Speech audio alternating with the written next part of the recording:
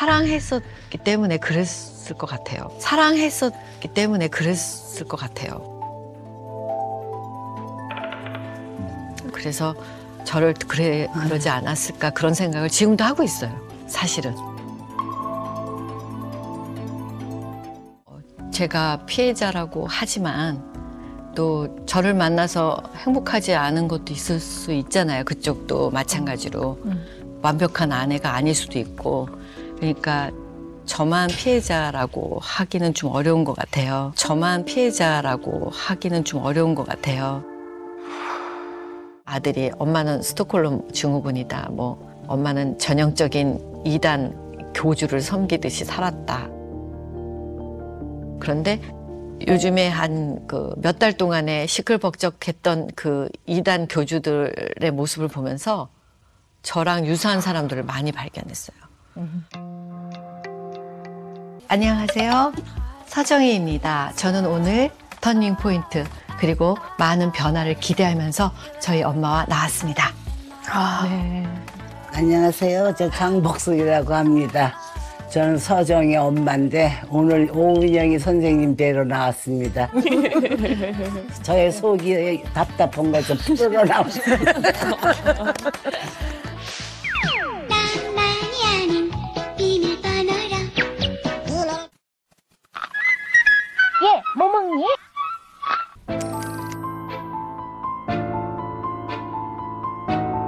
그러니까 결국은 32년 만에 완전한 남남이 되고 말았습니다.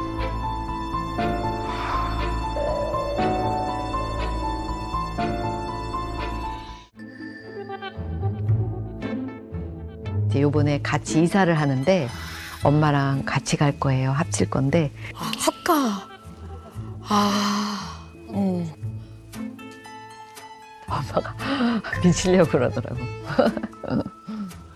그러니까 그게 보통 힘든 건 줄 알아요? 아이고, 그건 안 당하면 잘 몰랐고, 그건 안 당하면 잘 몰랐고.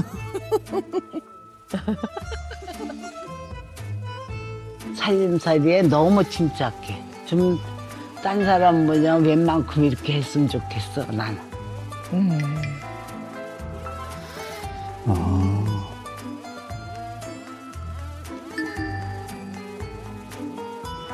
아니, 이제 뭐 사사건건 이제 잔소리할 거 아니야. 우리 집에도 이제 지가 맨날 이제 왔다 갔다 하잖아. 오면은 쟤 뒤집어놔, 그냥. 이거는 이렇게 놔야 된다, 저건 저렇게 놔야 된다고. 침대뽀도 하얀 거, 이거는 하얀 거고, 이건 뭘 해야 된다. 그러니까 내 맘대로 내가 꽃잎을 또 못 덮어.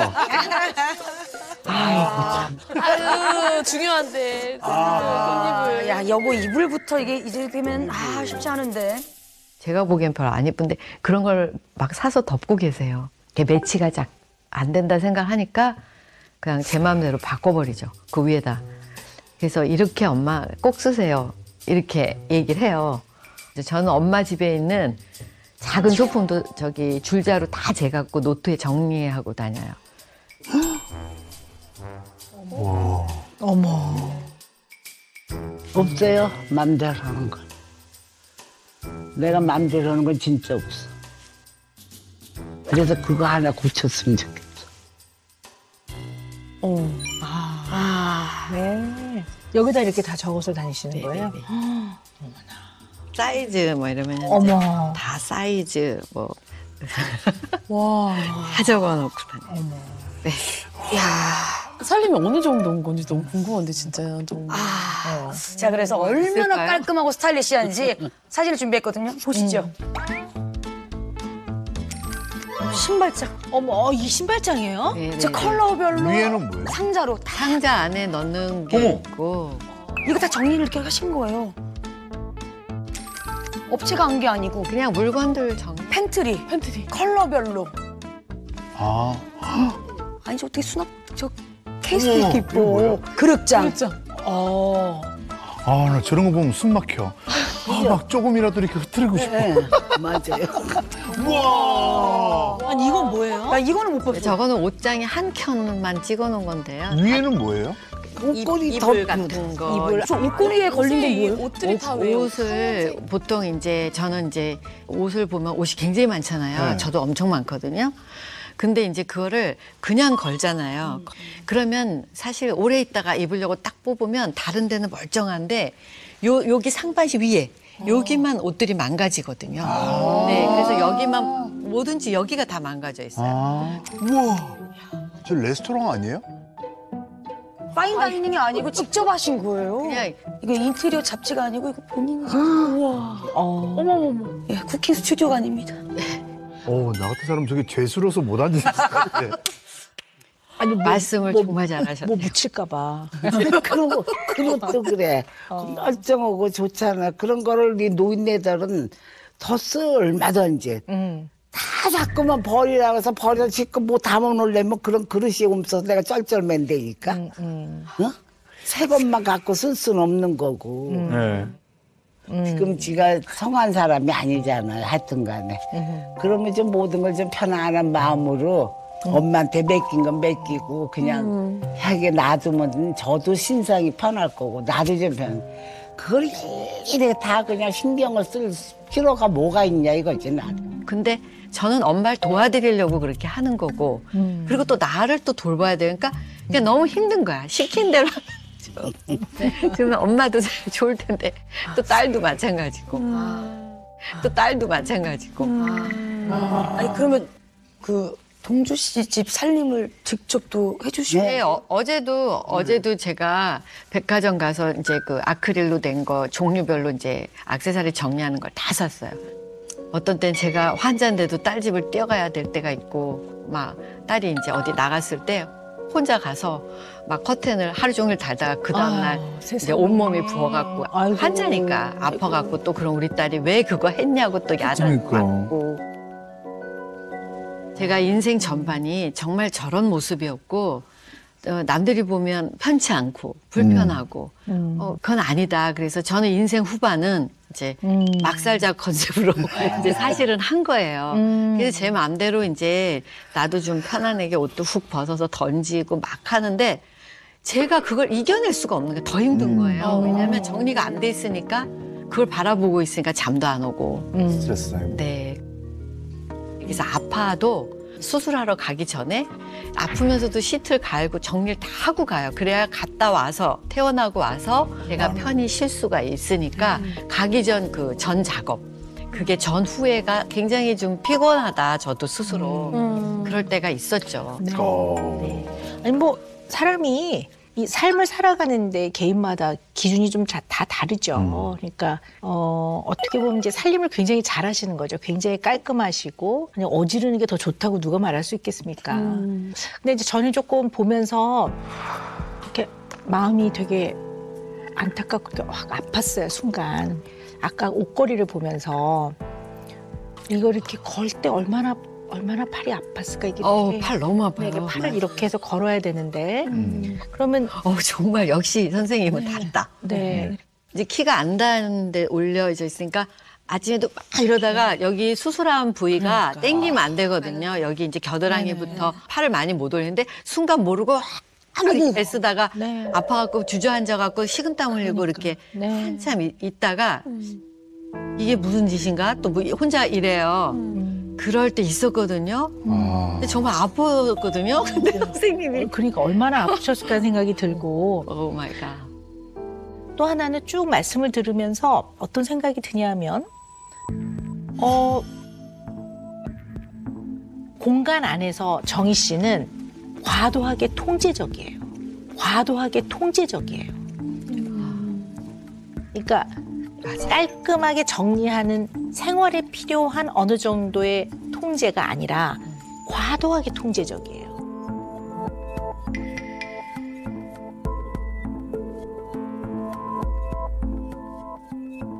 왜냐면 일단 어머니의 옷과 살림과 뭐 이런 걸 다 통제해요. 물론 의도는 사랑해서이죠. 딸도 마찬가지예요. 딸도 너무 사랑하기 때문에 딸의 살림, 딸의 커튼 다는 거, 써야 되는 식기 다 과도하게 통제하는 면이 있어요. 정희 씨 자신한테도 어떻게 보면 이거를 안 하면 불안하고 마음이 안 편안하니까 몸이 아파도 기어이 해야 돼요. 이거는 자기 자신한테 좀 혹독한 거거든요. 네. 이게 어떤 사람은요, 이 본인의 이 저 밑면에 있는 정서가 불안정할 때 공간을 통해서 안정감을 찾아요. 그러니까 사실 본질은 내 저 깊은 내 마음이 안정되지 않은 건데, 불안정한 건데, 여기선 이렇게 해야 되고, 봄이 되면 무슨 색깔을 싹 바꿔야 되고, 이렇게 여기 이 자리에 놓아야 되고, 이 공간을 통해서 안정감을 찾으려고 하셨던 것 같아요. 선생님 말씀을 듣고 보니까 그런 것들이 저에게 오히려 제 스스로에게는 안정감을 줬던 것 같아요. 그러면 정희 씨가 이렇게 과도하게 통제하면서까지 눌러보려고 했던 그 과도한 불안, 이게 무엇인지 잘 살펴봐야 될 것 같아요. 살림 말고도 또 간섭하는 게 또 있으세요? 얘하고 교회 다니면은 걔가 꼭 옷에 대해서 신경을 써요. 엄마 이렇게 해라, 뭐 이거 해라. 그러니까 꼭 따라서 하려면 내가 좀 힘들어요. 나이는 먹고. 근데 이렇게 지금 뭐 교회에 그냥 어머님 말씀처럼 그냥 내가 단정하게 이렇게 깨끗하게 씻고 그냥 옷을 왜 이렇게 집착이라고 해야 되나요? 아니면 신경 쓰시는 신경을 쓰시는지. 10번 꾸미다가 한 번 안 꾸밀 때 왜 누구 마주치면 싫다고들 그러잖아요. 제가 가장 꼬질꼬질할 때 아유 서정희 씨세요 이러면 인사도 하기 싫을 때 진짜 있잖아요. 부끄러워요, 맞아. 네, 부끄럽고. 근데 꼭 그런 날 그렇게 그러니까. 더 알아보시잖아. 표적 치료하러 이제 세브란스에 간데 그날 정말 저도 너무 아파갖고 최악으로 갔거든요. 엄마 말대로 씻고 세수하고 아무것도 안 바르고 머리 산발하고 이제 갔는데 그때 정말 진지하게 동료 여러분이 알아보셔가지고 또 막 저번 주에 봤다고 그러고 뭐 머리 많이 자라셨네요부터 아유 너무 피곤하더라고요. 그러니까 피곤한 게 달래 피곤한 게 아니라 이 모습을 지금 계속 보고 계시잖아. 그게 너무 미안하기도 하고 부끄럽고 그런 거예요. 예, 만나고 얘기하는 건 좋은데. 그래서 요즘은 남들은 멀쩡하다, 뭐 예쁘다면 그 예쁘다는 말이 그냥 인사말이지 저한테 진정으로 저렇게 얘기하고 하진 않을 거다. 지금 내 모습이 망가졌는데 뭐 나한테 왜 이러지? 하여튼 그런 게 혼자만이 느끼는 네. 그런 게 있어요.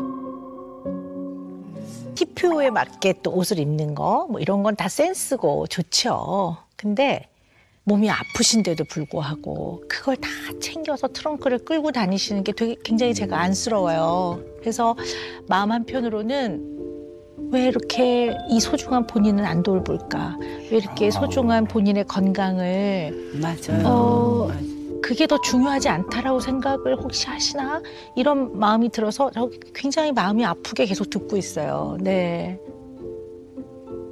우리 서정희 씨를 잘 모르는 뭐 그냥 대중들, 시청자분들 중에 일부도 그냥 들으면 아유 팔자 좋네 라든가 죄송해 이렇게 표현해서 아유 할 일도 없고 팔자 편해가지고 응? 어떻게 보면 아이고 돈 많나 보네. 아이고, 허황되다. 그렇죠. 허황되다. 호합판이네. 그렇지. 뭐, 호합판이네. 위화감 조성하네. 사치스럽게 그렇게 하루 종일 옷을 몇 벌을 갈아입고 이렇게 보실 수도 있을 거로 생각해요. 그리고 또 그런 얘기도 꽤 많이 들으셨을 것 같아요. 많이 들었죠. 근데 표현을 이렇게 하셔서 그렇지 어쩌면 정희 씨가 TPO에 맞춰서 누구를 만나느냐에 맞춰서 옷을 입는 거는 어쩌면 서정희란 사람이 당신을 만날 때 나는 내가 할 수 있는 최선을 다하는 사람입니다라는 것을 좀 각인시키고 싶어 했던 면이 있지 않나라는 생각이 들어요. 저는 그렇게 보여요. 네. 각인시키고 싶어 했던 면이 있지 않나라는 생각이 들어요. 저는 그렇게 보여요. 네. 네. 정말 선생님 말씀이 제가 와닿는 이유가 있는데 사실 제가 어려서 굉장히 가난한 집에서 태어났고 또 우리 집이 아닌 셋집에 살아서 넉넉지 못했고 그런데 제가 외모가 어릴 때도 좀 남들보다 그냥 허여멀건하고 그냥 귀여우니까 사람들이 제가 거짓말 하려는 게 아닌데 그냥 부잣집 딸같이 보고 쟤는 걱정 하나도 없는 애. 지금도 그래요. 저는 어려운 상황이 있을 때 말을 잘 못하는 게 사람들이 저를 그렇게 봐주지 않잖아요. 조금은 왜곡되고 조금은 저를 알릴 기회가 없었고 이런 것들이 시집 올 때까지 계속 그런 것들이 있었던 것 같아요. 그래서 나의 결혼 생활이 남들 보기에 좀 연예인 누구랑 살면 어떻고 저쩌고 좀 약간 그렇게 시선이 그렇다면 나는 더 멋있게 사는 모습을 보여서 정말 아름다운 가정으로 인정받고 싶다라는 그런 저 안에 그러지 않았나 그런 생각을 해요. 지금은 이제 보여줄 것도 없고 뭐 할 것도 없으니까 그냥 이렇게 가만히 있는 거죠. 네. 근데 우리가 한 가지 생각을 해봐야 되는 거는 나만이 아는 나가 있거든요. 그리고 가까운 사람이 아는 나와 또 그냥 사람들이 아는 나. 이게 똑같을 수는 없어요. 그렇죠. 근데 요게 차이가 적을수록 좀 편하네요. 만약 그렇지 못할 때. 그리고 이것이 뭔가 대중한테는 알려진 것이 아닌 비밀이었을 때. 자존심과 명예를 지키기 위해서 엄청나게 발버둥을 쳐요. 그럴 때 이게 꾸미는 게 아니라 저는 약간 동아줄을 잡고 낭떠러지에서 이렇게 정희 씨가 동아줄을 딱 잡고 있었던 것 같은 느낌이 들어요. 누가 나를 인정해주든 인정해주지 않든 나를 사랑해주든 사랑해주지 않든 그냥 누구나 당연히 살아갈 만한 당위성을 가지고 있는 존재들이거든요. 이런 자존감 하에 이걸 딛고 인생을 살아가야 되거든요. 근데 이게 만약에 조금 타격을 입거나 여기가 손상이 되면 나는 어떤 사람이어야지만 살아갈 수 있거든요.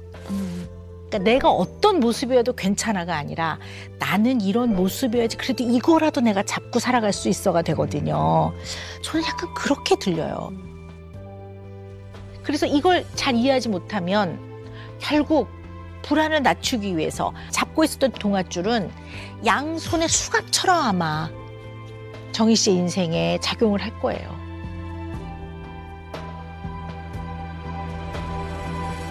결혼하면서 느꼈던 그것이 바로 제가 그것을 계속 유지하면서 위태위태한 저의 그 심리적인 자존감이 끝없이 내려가고 이렇게 숨고 싶고 그냥 여러 가지 그랬어요. 그걸 일부러 그런 건 아니고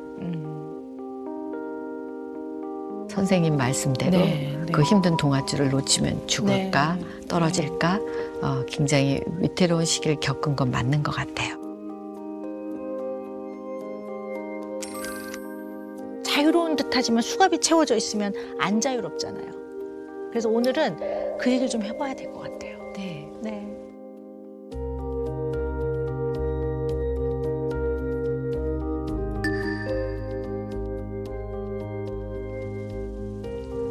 아휴, 말도 못해요. 내가 그때 생각하면은 지금이 암 걸려서 그런 건 아무것도 아니야. 그때에 비하면.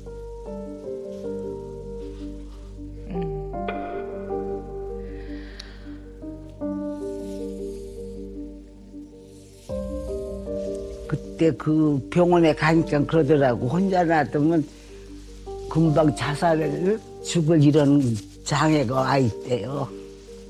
그러니까는 항시 붙어 있어야 돼. 그냥 따라다니면서 혼자 안 놔두고.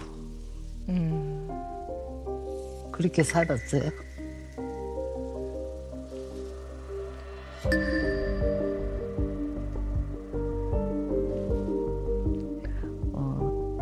나가라고 누가 말을 안 하면 나갈 수가 없는 거예요. 전 혼자니까 나갈 수 있는데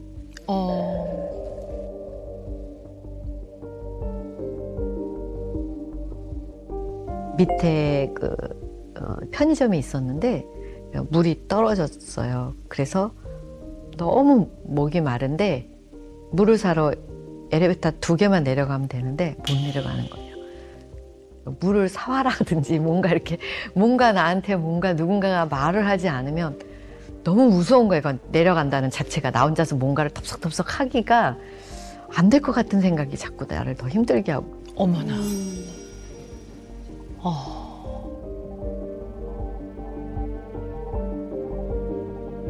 그러니까 막 울기 시작하면서 결국은 목마르다고 엄마 왔을 때 제가 울면서 소리치면서 언제까지 너 이럴 거냐 막 이러고 한번 둘이 붙들고 운 적이 있고 그래서 굉장히 미안했죠.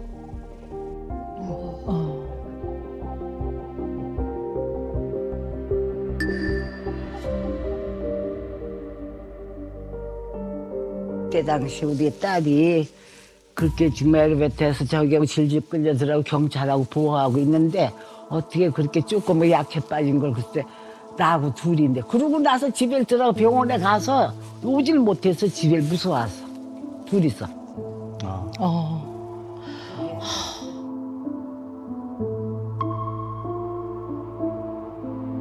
너무 그때는 할 데가 없고 누구한테 말해봐야 들어주지도 않고 그러니까 그게 한이 맺혔어 내가 그때. 그때 당시에 생각하면 뭐 눈앞이 캄캄해. 근데다 애를 너무 세뇌를 시켜서 애를 갖다 완전히 바보로 살게 만들었더라고. 그렇게 할 수가 없어요 사람이면. 아이고 말도 못해. 내가 얘 몰래 찾아다니면서 그 집까지 찾아갔었어. 막 나오라고 소리 지르고 나오라고 해서 내가 막 그랬는데 안 나와냐. 쫙 자르고 문도 안 열어주는 거야. 닫아놓고. 그랬더니 안 나오더니 나한테 경찰차 오더라고. 앵맹 소리가 나. 그래서 그냥 차 타고 그냥 와버렸어. 안 나와서 못 만나고. 아유 얘기하면 뭐해. 답답해. 아휴. 나는 그때 그 기억을 정말 하나도 안 잊어먹어. 너무 그냥 가슴이 아파서.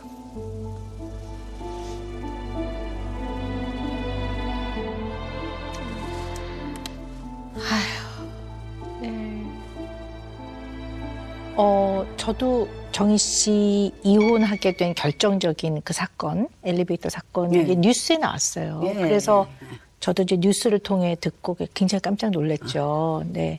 근데 어머님은 그 소식 듣고 좀 어떠셨는지. 그 소식이 아니라 그걸 봤죠, 내가. 현장에 있었으니까. 환경을. 그래갖고 그냥 얘를 질질질 끌고 올라서 내 경비더리장 전화 걸어서 경찰이 왔죠. 정말 얘를 그냥 어디 때릴 게 있고 어디 저기서 그 몸뚱이 가느다란 그걸 갖다가 그냥 지하실에서 그러게 해갖고 엘리베이터에서 그 길에 질질질 끌고. 그러니까 부모로서 그 현장을 볼 때는 오죽했겠냐. 네네, 그럼요. 나도 정말 거기서 내가 기절해 죽지 않은 것만 다행이지. 솔직한 얘기지. 그 당시에 내가 거기서 남아져 쓰러져 있으면 얘나 나는 그냥 누가 보살필 사람도 없으니까. 아무도 없었으니까. 네네. 아이고 그만하세요. 아유, 그러니까 내가. 지나간 그때 얘기를 뭐 자꾸 생각하면 하세요. 네, 자꾸 이렇게 네. 하게 되면은. 근데 내 머리에서는 사실 그때 당시에 하나도 안 잊어버려져. 네, 잊혀지지 않으시죠? 네, 잊혀지지 않고 얘만 보면 그 생각이 떠올라가지도 않고. 얼마나 내가 그냥 가엾고 그러시겠어요, 따님이. 아유, 엄마 내가. 마음에. 네.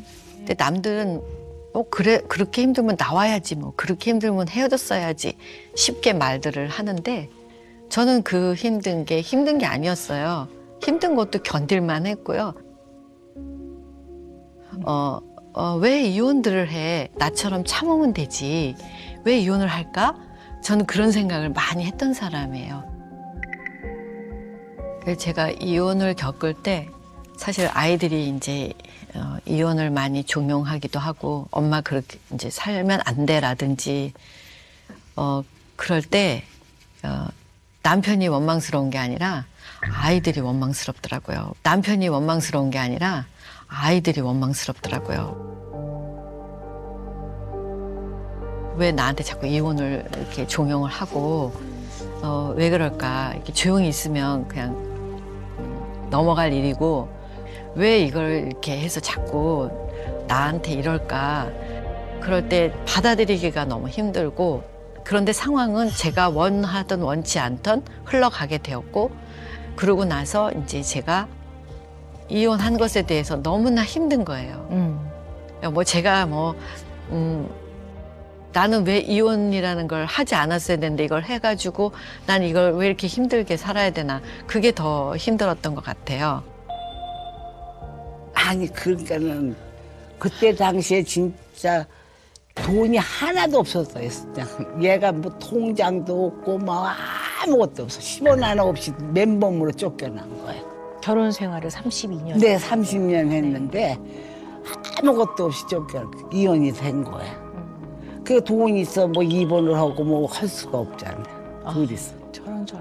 응? 저기 얘가 그 당시에 저기 딸내미 저기 샌프란시스코 가는데 걸로 보냈었어요. 집이 이제 하도 무섭다. 그래서 보내놓고 나는 이제 미국에서 한국에 나와가지고 보니까 얘네 집에 내가 왔는데 얘네 집도 없어지고 그랬으니까 살 데가 없잖아. 그래서 내가 우리 언니한테 그 오피스텔을 얻어달래 그래갖고 거기를 얻어놓고 얘를 불러낸 거지. 네네. 그래갖고 오피스 살았는데 그때 얘가 그 정신과 공회장에 와갖고 네, 공황장애. 그게 와갖고는 정신과 치료도 받고 나하고 둘이 다니면서 병원에 다니게 됐거든요. 근데 문도 내가 닫았는데 문 안 닫았다고 나한테 소리 질러요. 그러면서 무섭다고 꼭 잠그라고.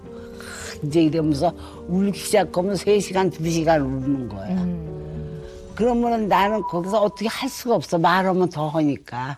그냥 나가서 한참 바깥에 있다가 울음 끝인 것 같으면 이렇게 들여다보고 있다가 들어와갖고 보면은 아주 모욕해 놓은 것 같아, 몸뚱이가 다.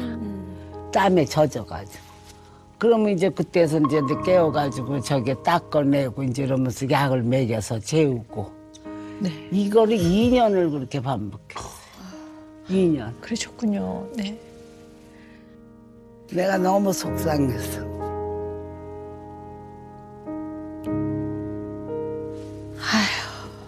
네. 그 살아온 거를 누가 알겠어요. 네.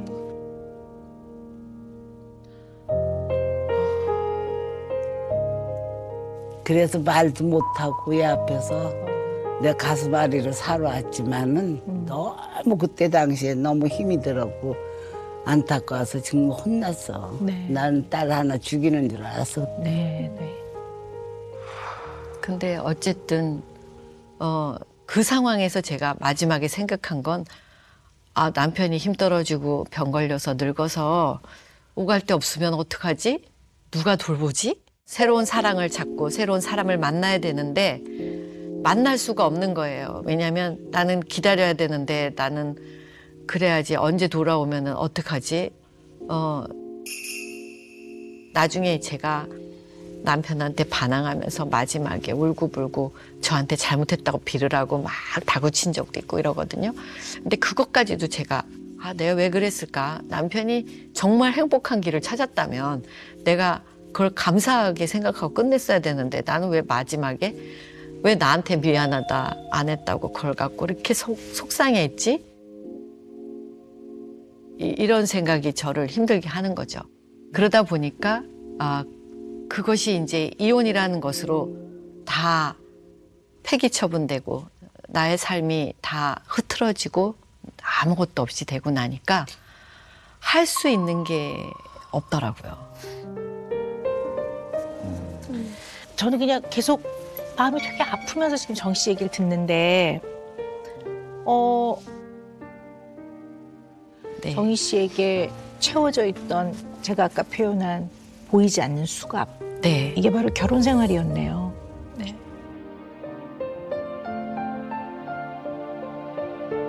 네. 그래서 그것이 어. 풀어주는데 수갑을 풀어주고 발에 사슬을 풀어주고 착고를 풀어주는데 나가라는데 나갈 수가 없었던 거예요. 아휴, 참. 저는 너무 시집을 일찍 갔잖아요. 시집을 너무 일찍 가서 큰아이를 20살에 낳고 둘째를 22살에 낳았단 말이에요. 또 미국에 가족들은 다 가 있었고 저는 혼자 한국에 있었고 남편을 믿고 따르는 거 외에는 저는 길도 모르고 강남 강북을 구분을 잘 못할 정도로 길을 잘 모르고 또 그 당시에는 수첩이 있었잖아요. 이제 수첩에다 전화번호 적고 친구들 전화번호 적고 근데 그런 것들을 다 이제 철저하게 다 버리고 남편이 저를 위한다고 저는 생각을 했고요. 그래서 가정에만 충실하라 이런 이제 명을 받은 거죠. 저는 명을 받은 거죠. 저는 그래서 저는 모든 거를 다 남편 뜻대로 하기 위해서 살았고 아무것도 모르는 나를 말 도중인데 얘가 남편 말만 듣고 친정 엄마들 친정 식구에 대해서는 일절 남몰라라고 살았어. 우리가 무슨 말을 하면은 듣지도 않고 오로지 남편 말만 듣고 자기 자식 가정 그렇게만 살아왔어요. 진짜로. 그래가 그때 그렇게 돈도 잘 벌고 남 보면은 참 호강스러운 생활한다고 전부들 딸이 뭐 호강하고 잘 산다 그냥 뭐 이런 소리만 듣고 이랬지 한 번도 무슨 행복한 걸 내가 본 게 없어. 뭐가 행복해? 보면은 자유가 하나 없어. 내가 볼 때. 무슨 돈의 자유가 있어. 무슨 뭐 저기 바깥에 나가는 그런 자유가 아무것도 없었어. 무슨 뭐 로봇도 뭐냐 기사 돼갖고 그냥 여기서 여기 가도 데려다주고 데리고 오고 집에서 막 여기서 여기 가면 여기 데려다 갖다 놓고 데리고 오고. 저 그게 공주처럼 모시느냐 아니면 믿지 못해서 의심해가지고. 의심해요. 의심. 네, 왜냐하면 그럼 이게 굉장히 결혼 다르죠. 생활할 때 네. 눈에 좀 안 띄고 집에 전화 딱 걸어서 없다고 잠깐 나갔다 그러면은 그 전화 받을 때까지 전화가 와요. 어디 갔냐 뭐 했냐 그거 올 때까지 전화를 하는 사람이야. 그 사람이. 그래서 내가 나쁜 말로 참 이 사람 너 때문에 저기 무슨 병 걸린 남자 아니냐 내가 그런 소리까지 다 하고 사는데 그거를 의초증. 모르더라고 얘는. 아 근데 그게 아유, 나는 저는 그래서 그때 저를 그- 사랑해서 그렇다고 믿었고요. 저를 그래서- 사랑해서 그렇다고 믿었고요. 지금도 그래- 그렇게 생각하세요? 지금도 그렇게 생각하세요? 지금은 이제 그렇지 후회를 아니 하더라도 그런데도 뭐, 저는 사랑했었기 때문에 그랬을 것 같아요. 사랑했었기 때문에 그랬을 것 같아요. 그래서 저를 그러지 않았을까 그런 생각을 지금도 하고 있어요. 사실은.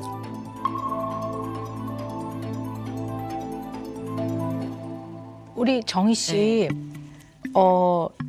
교회 다니시잖아요. 네. 하느님 믿으시잖아요. 네. 성경에도 나와 있는데 사랑은 뭐라고 나와 있어요? 정말 사랑에는 여러 가지 의미가 있지만 저는 저에게 적용을 했을 때는 제가 참고 제가 견디고 오래 참고 헌신하고 참아내는 견딤의 은사 제가 잘 견뎌내는데 끝까지 제가 견디지 못한 그곳에서 정말 순교하지 못하는 막 그런 마음으로 제가 죄책감에 많이 시달렸던 것도 있어요. 그래서 저는 제가 피해자라고 하지만 또 저를 만나서 행복하지 않은 것도 있을 수 있잖아요. 그쪽도 마찬가지로 완벽한 아내가 아닐 수도 있고 그러니까 저만 피해자라고 하기는 좀 어려운 것 같아요. 저만 피해자라고 하기는 좀 어려운 것 같아요. 선생님이 말씀하신 뭐 정의의 여왕이다, 살림의 여왕이다 이런 말씀하셨지만 저는 한 번도 제가 살림을 누구보다 잘한다고 여겨본 적이 없고 너무 못했기 때문에 너무 잘하려고 노력을 해도 안 되는 거에 부딪혀서 또 노력을 하고 밤을 여러 번 새면서 세팅을 다시 해보고 나는 왜 안 될까 하면서 혼자 많이 힘들어했던 살림을 하는 시간이었거든요. 근데 나는 왜 이렇게 노력을 해도 안 되지? 그게 바로 전 남편의 기준이기 때문에 그래요. 그게 바로 전 남편의 기준이기 때문에 그래요. 그거는 옳은 기준도 아니고 전 남편의 기준으로 그 오랜 삶을 사셨기 때문에 그러니까 정희 씨한테 왜 전 남편의 기준이 이렇게 어떻게 영향을 많이 미쳤는지를 이걸 제대로 알아가는 과정은 꼭 필요할 것 같아요.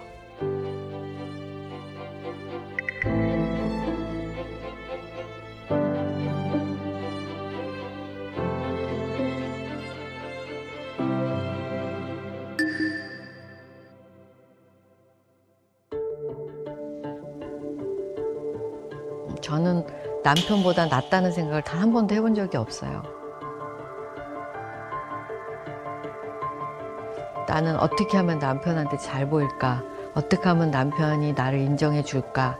내가 이렇게 살림도 잘해, 아이들도 잘 키워, 난 좋은 아내야. 막 그런 인정받고 싶은 그런 욕구 때문에 막 표현을 의외로 많이 했던 것 같아요. 나를 알아봐 달라고.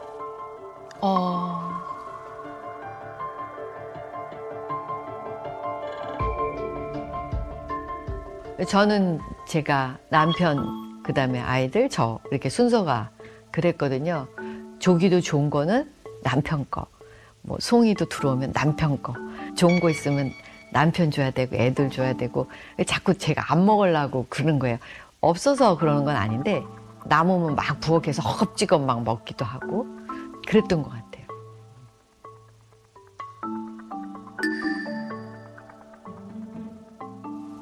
인정 많이 받을 때도 많았죠.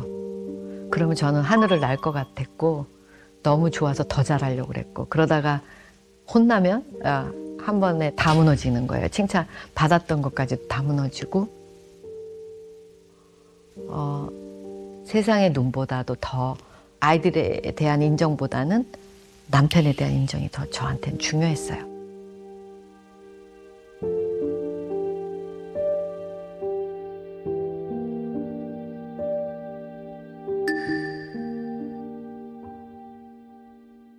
세상에 나왔을 때 제일 힘든 게 대상이 없어진 그게 더 힘든 거예요. 그 대상이 없어지니까 더 무너지더라고요. 그리고 못 살 것 같더라고요. 그냥 거기서 죽었으면 됐을 텐데 막 이렇게 막 극단적인 생각이 삶의 의욕도 없어지더라고요.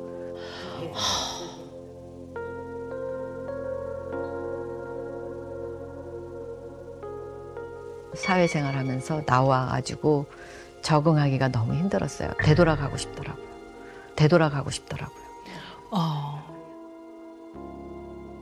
막 그냥 그게 힘들었는데도 구박받고 살거나 힘들게 살거나 아프면서 마음이 그런데 나는 그게 더 낫지 않았을까? 이런 생각까지도 했었으니까요.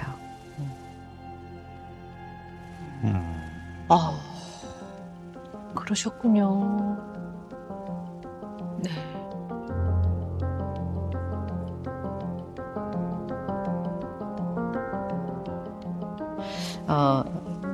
사실 저는 이혼하기 전까지 저는 제 몸이 정말 다 부서져라고 하는 과정에서 그걸 너무 힘들어서 나오고 싶다는 생각을 한 적이 별로 없어요. 그냥 항상 기도하면서 열심히 살았고 남편이 저하고 아이들 때문에 너무 고생한다 이렇게 생각을 하고 살았고 그리고 저한테는 어떤 사람들도 남편에 대해서 나쁘게 이야기를 하거나 그런 일을 굉장히 싫어했어요. 가족들도 그렇고. 왜냐하면 저는 무조건 남편 말 외에는 듣고 싶어 하지 않았기 때문에요. 무조건 남편 말 외에는 듣고 싶어 하지 않았기 때문에요. 그리고 나는 남편 말만 믿을 거고 남편 말만 들을 거고 남편이 시키는 것만 할 거야 이렇게 생각을 했고 그렇게 살았어요. 그리고 나서 이제 거기에 뭐 불만 불평을 갖는다거나 그러지 않고 남편이 아플 때마다 저는 내 모든 장기를 다 남편에게 주어서라도 남편이 살 수 있다면 나 하나야 뭐 죽으면 그만이지 막 이런 생각까지 사실은 많이 했었어요. 그래서 주님 앞에 기도를 할 때 항상 남편 기도만 했어요. 저희 남편만 올바르게 바르게 또 주님 앞에 그렇게 할 수 있다면 저는 다 괜찮습니다. 이런 기도를 많이 했던 것 같아요.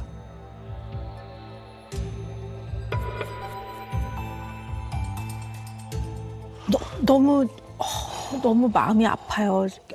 너무 마음이 아픈데 또 어떤 면에서 또 좀 우려가 되냐면 아니 왜 저렇게 생각해? 아니 도대체 왜 그러는 거야? 이해를 못 하실 수도 있을 것 같아요. 근데 저는 계속 들으면서 이게 사랑일까? 근데 전 사랑 아니라고 생각합니다.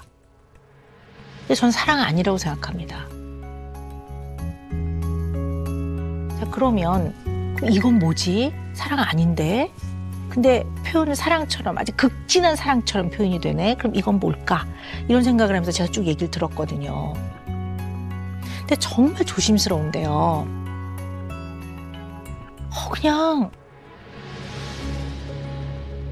가스라이팅, 심리적 지배를 받은 사람들이 표현하는 걸 너무 유사한 지금 표현을 하고 계셔서 마음이 덜컥 내려앉았어요.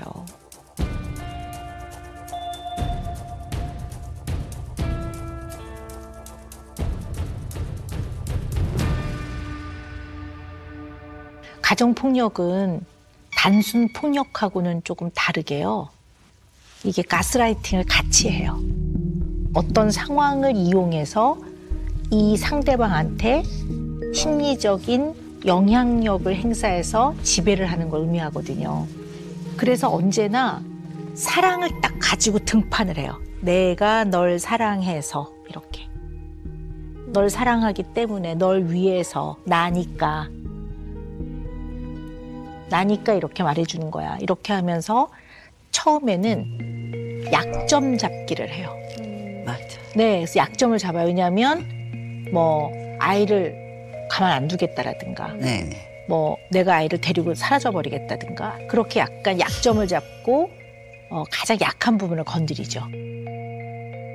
두 번째는 이 가스라이팅 하는 이 배우자가 경제적으로 자립을 할 수 없게 만들어요. 아무것도 네. 못하게 만들어요. 그래서 겉으로 보기에는 공주처럼 내지는 왕자처럼 떠받드는 것 같지만 전혀 이 자립적으로 생활할 수 있는 기회를 안 줘요. 그게 상실이 돼요. 그 다음에 저항 수단을 다 차단해버려요. 돈 다 뺏어요. 돈도 일일이 탔었어야 되고. 그러니까요. 네, 자동차 같은 건 절대 주지 않아요. 그리고 이 사람을 도와줄 수 있는 사회적인 지지 기반을 다 끊어버려요. 그러니까 맞아요. 아는 가까운 사람들 연락을 다 끊어버리고 그래서 결국은 다 차단시키고 그러면 독립적인 한 인간으로 살아갈 수 있는 많은 요소들이 다 차단이 돼버려요. 뭔가 벗어나려는 의지 자체가 없어져요. 이게 이제 정말 무시무시한 건데요. 가짜 통제감을 부여해요. 뭐냐면 집안 내 긴장을 막 형성을 시켜서 뭔가 꼬투리를 딱 잡은 다음에 심각한 폭력을 행사해요. 모든 걸 다 니하게 달렸어. 봐, 네가 웃어주니까 이렇게 가정이 편안하잖아. 이런 식의 가짜 통제감을 심어주는 거예요. 그러니까 이 모든 상황이 내가 다 잘못한 거고 나만 잘하면 되고 내가 다 참으면 되는데 이런 식의 이게 통제인데 가짜 통제감이죠. 이 배우자는 독립적인 존재로 살아갈 수 있는 힘이 하나도 없어요. 자립할 수 있는. 그러니까 힘이 없는 거예요. 마치 성인이지만 아주 어린아이 같은 거죠. 유아. 그럼 유아는 부모가 없으면 보호자가 없으면 살아가기가 어렵잖아요. 마치 그런 상태처럼 만들어서 힘을 다 잃게 하는 거예요. 이 사람을 떠나는 건 너무 두렵고 만약에 떠나는 상황이 되면 다시 돌아갔을 때 내가 그래도 그 안에서 그나마 너무나 병리적이지만 그 병리적인 안정감을 내가 찾고 있지 않으면 죽을 것 같은 거죠. 그런 상황들이 있으셨다고요.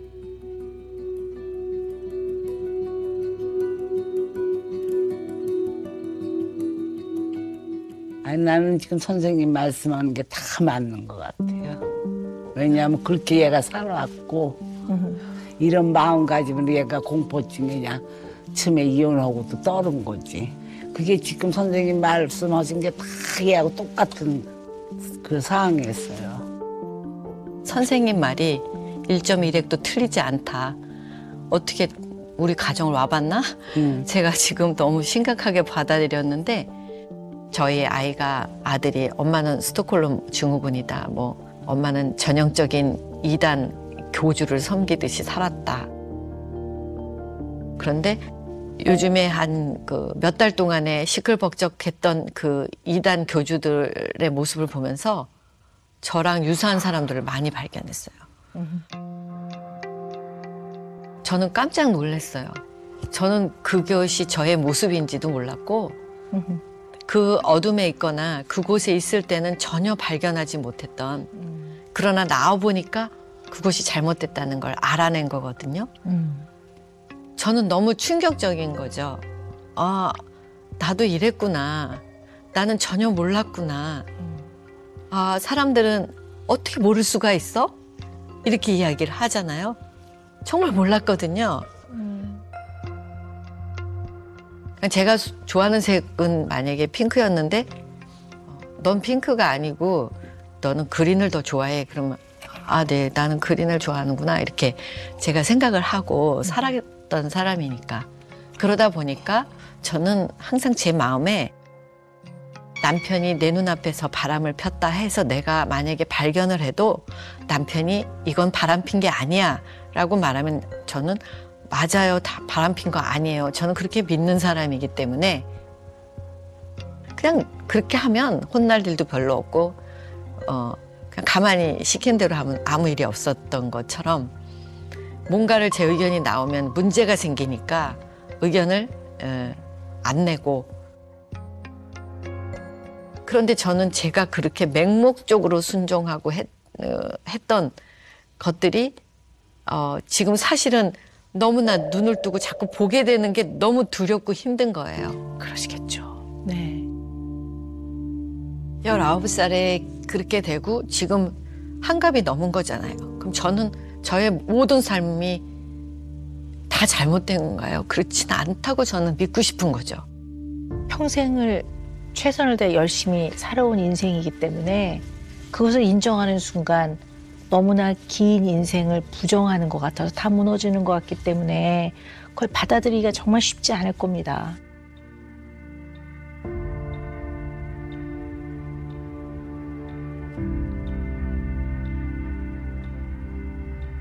요즘에 제일 편한 데는 어딘지 아세요? 병원에 갔을 때 환우들을 볼 때.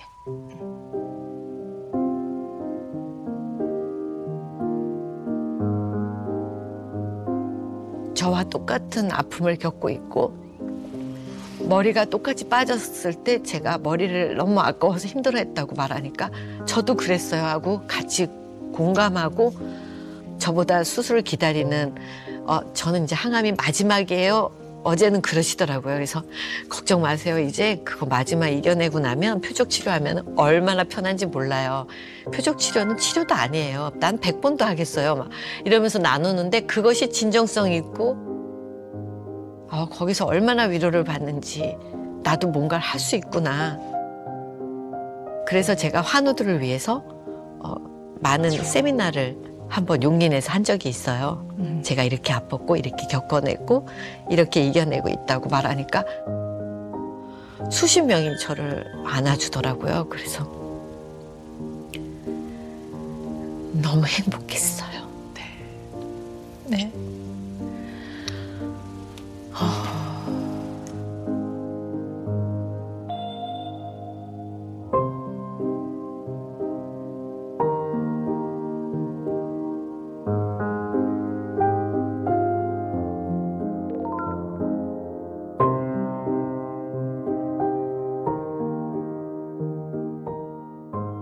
그래도 우리 정희 씨가 정말 이렇게 몸도 또 마음도 여러 가지 너무 아픈 과정을 많이 겪으시면서 얼마나 힘드셨겠어요. 네. 근데 지금 또 이렇게 잘 극복을 하고 네. 있는 거는 바로 어머님이 계셨기 때문인 것 같아요.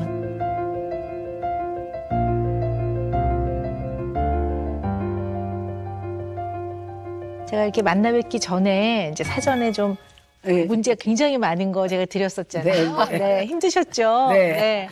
그 결과를 제가 조금 더 살펴봤는데요. 네. 아, 정말 온통 자식 걱정뿐이시더라고요. 네. 그래서 지금 이제 이렇게 환갑을 치르신 따님인데도 불구하고 여전히 양육을 걱정하시듯이 네, 맞아요. 엄마로서의 이제 역할을 여전히 고민하시고 여전히 옆에서 힘이 되어주기를 바라면서 자녀를 막 돌보고 살피고 계시더라고요. 네, 그래서 여전히 뭐라고 말씀하시냐면요. 나의 장래는 좀 더 좋은 엄마가 되고 싶다 이렇게 쓰셨더라고요. 네. 그리고 어리석게도 내가 두려워하는 것은 그때 뒤에 어떻게 쓰셨냐면 자녀들이 나보다 먼저 하늘나라 가는 거 이렇게 네, 쓰셨더라고요. 그게 제일 두려워. 아마 정희 씨 건강 저 때문에 걱정하시는 것 그때 같아요. 엄청 충격 받으셔가지고 네, 네. 그때 그러셨어요. 그리고 저를 지켜줬으니까 저도 이렇게 버티고 더 일어설 용기가 생긴 거고요.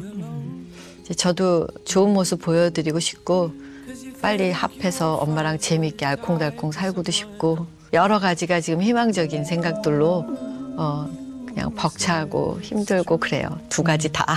뭐 물질적으로는 많이 힘드니까 어쨌든. 예. 이제는 다 어떤 것보다도 다 제쳐두고 가장 중심에 서정이의 건강. 네. 그러니까 내 몸과 마음이 때로는 이기적이라고 하는 얘기를 들을 만큼 본인을 좀 잘 챙기셨으면 하는 그런 바람입니다.